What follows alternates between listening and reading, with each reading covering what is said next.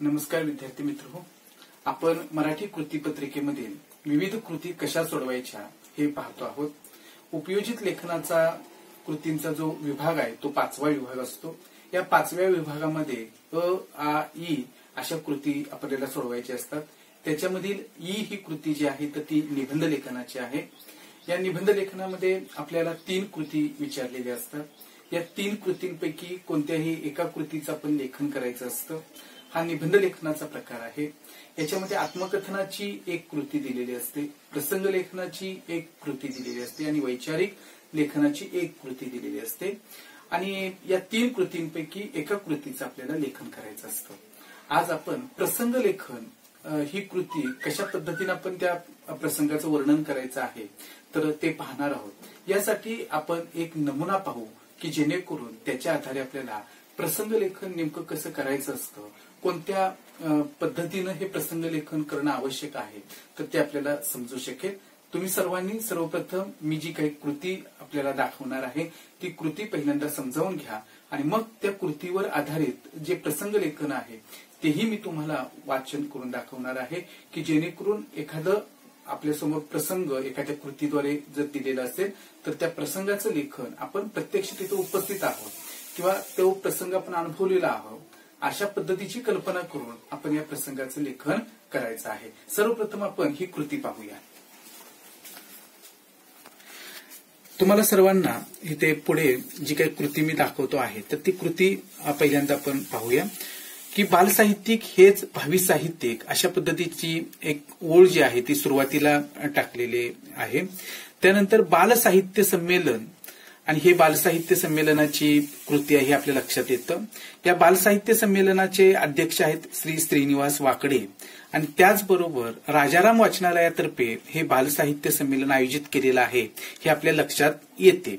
आता ह्या बालसाहित्य संमेलनानिमित्त विविध स्पर्धांचं आयोजन केलेलं आहे। तर ह्या विविध स्पर्धा कोणत्या आहेत तर त्याचे विषय इथं दिलेले आहेत। त्याच्यामध्ये कथाकथन, काव्य वाचन, नाट्यछटा सादरीकरण अशा विविध प्रकारच्या स्पर्धांचं आयोजन या बाल साहित्य संमेलनाच्या निमित्तानं राजाराम वाचनालयातर्फे केलेलं आहे। आता एकंदरीत हे जे बाल साहित्य संमेलन आहे तर त्याच्याशी संबंधित आणखीन 3 मुद्दे आपल्याला पुरवलेले आहेत की साने गुरुजी जन्मदिनानिमित्त या बाल साहित्य संमेलनाचं आयोजन केलेलं आहे। आपल्याला सर्वांना माहिती आहे की साने गुरुजी हे प्रसिद्ध लेखक आहेत आपल्या महाराष्ट्रातले आणि मुलांचे लाडके लेखक आहेत आणि त्यांच्या जन्मदिनाचं निमित्त साधून हे बालसाहित्य संमेलन आयोजित केलेलं आहे।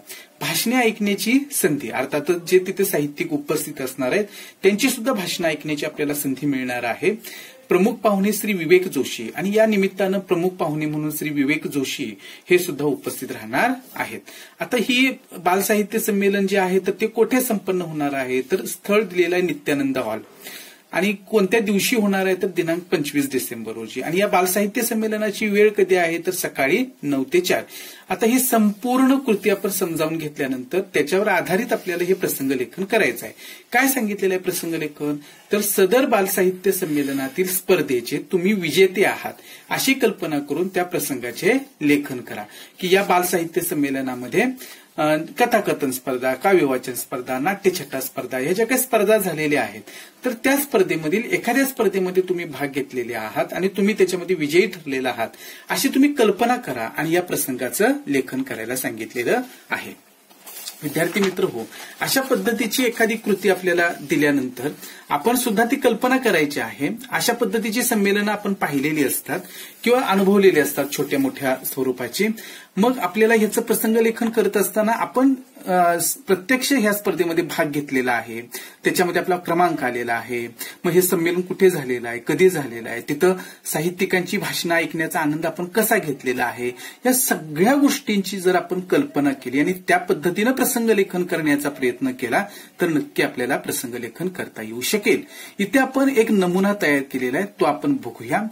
पहा, बाल साहित्य संमेलन होणार असल्याची बातमी वाचताच मला मनोमन आनंद झाला।